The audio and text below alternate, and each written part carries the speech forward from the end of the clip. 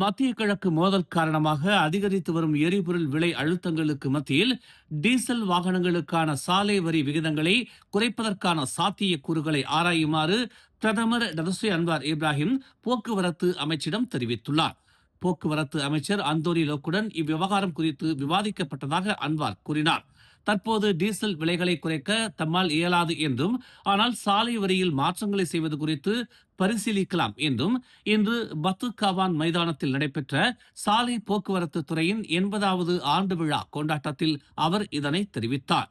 மலேசியாவில் கூடுதல் டீசல் கூடுதல் கட்டணம் காரணமாக ஒரே என்ஜின் திறன் கொண்ட பெட்ரோல் வாகனங்களை விட டீசல் வாகனங்களுக்கான சாலை வரி பொதுவாக அதிகமாக உள்ளது.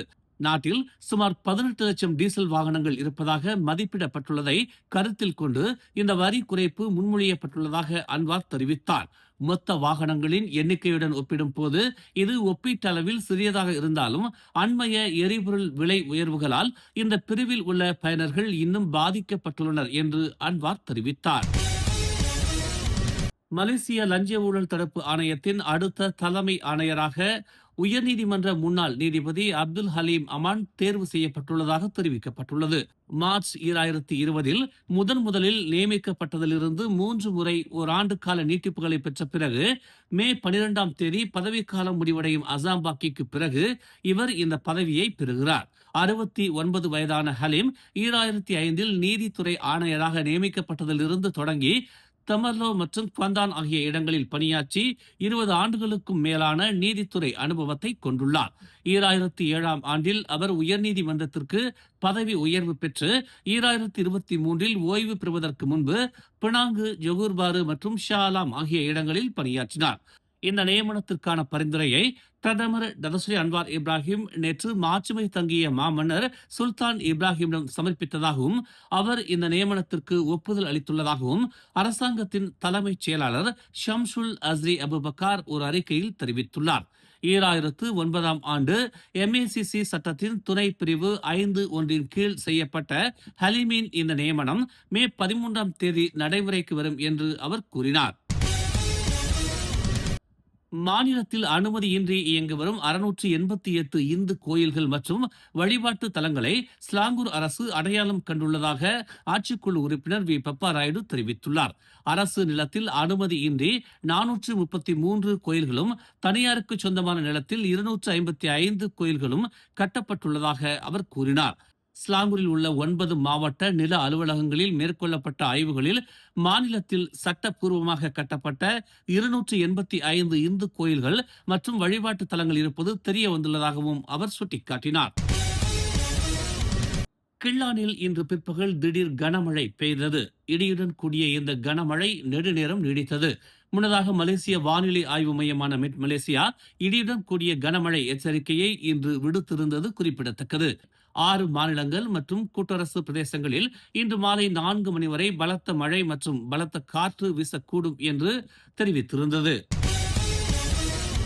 பதவி விலகும் மலேசிய லஞ்ச ஊழல் தடுப்பு ஆணையத்தின் தலைவர் அசாம்பாக்கிற்கு பதிலாக அடுத்த ஆணையர் அறிவிக்கப்பட்ட போதிலும் அசாமுக்கு எதிராக இன்று பிற்பகல் தலைநகரின் மையத்தில் சுமார் 500 பேர் பேரணியில் ஒன்று கூடினர். அசாம் சம்பந்தப்பட்ட பங்குதாரர் சர்ச்சை மற்றும் பெருநிறுவன கையகப்படுத்தல்களில் MACC முறைகேடு செய்ததாக கூறப்படும் குற்றச்சாட்டுகளை தொடர்ந்து இந்த ஆண்டு நடைபெறும் 2வது பேரணி இது என்பது குறிப்பிடத்தக்கது. பெரும்பாலும் கருப்பு நிற ஆடை அணிந்திருந்த பங்கேற்பாளர்கள் சோகோ வணிக வளாகத்திற்கு வெளியே கூடிய பின்னர் டத்தாரான் மேடேக்காவை நோக்கி சென்றனர். பட்டாசுகள் வெடிக்கப்பட்டதாக கூறப்பட்டதால் பேரணி சிறிது நேரம் தடைப்பட்டது. இது பங்கேற்பாளர்களிடையே குழப்பத்தை ஏற்படுத்தியதாக தெரிவிக்கப்பட்டுள்ளது. ஷாலா மற்றும் சுங்கைபுலாவில் உள்ள 3 தொழிற்சாலைகளில் நேற்று மேற்கொள்ளப்பட்ட ஆபரேஷன் டேரிங் பிராவோ 1 சோதனையின் ஒரு பகுதியாக மானிய விலையில் டீசல் கடத்தும் கும்பலை காவல்துறை முறியடித்ததை தொடர்ந்து 8 பேர் கைது செய்யப்பட்டனர்.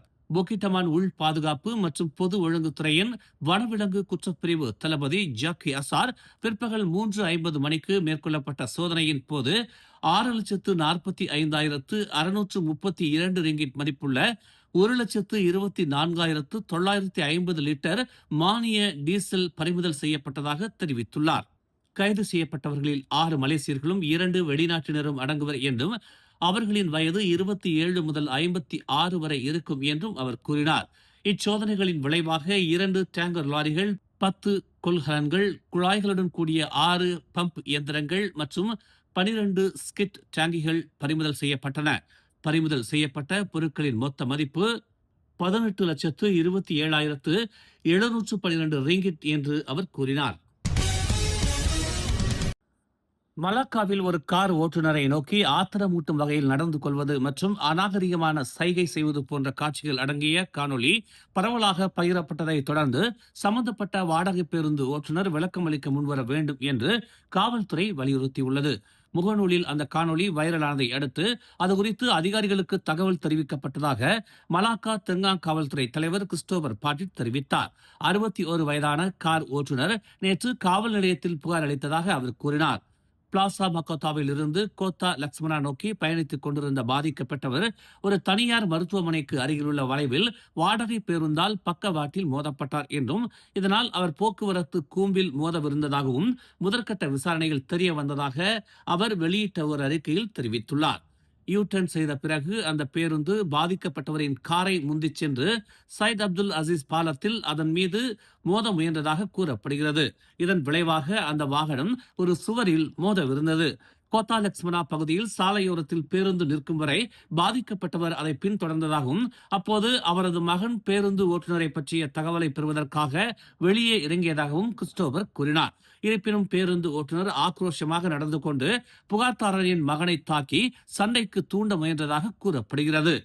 அலட்சியமான மற்றும் அபாயகரமான முறையில் வாகனம் ஓட்டியது தொடர்பாக இந்த வழக்கு விசாரிக்கப்பட்டு வருவதாகவும் இச்சம்பவம் குறித்த தகவல் தெரிந்தவர்கள் முன்வர வேண்டும் என்றும் கிறிஸ்டோபர் பாட்டிட் கேட்டுக்கொண்டார். மேலும் செய்திகளை தெரிந்து கொள்ள தமிழ் மலர் இணையதளம், தமிழ் மலர் செயலி மற்றும் மலர் டிவி யூடியூப் சேனலை வலம் வாருங்கள். எங்களோடு இணைந்திருக்க மலர் டிவியை பதிவு செய்து கொள்ளுங்கள். உறவுகள் மகிழ்ந்திட விருப்பம் மற்றும் பகிர்வு சேவையை சொடுக்கிடுங்கள்.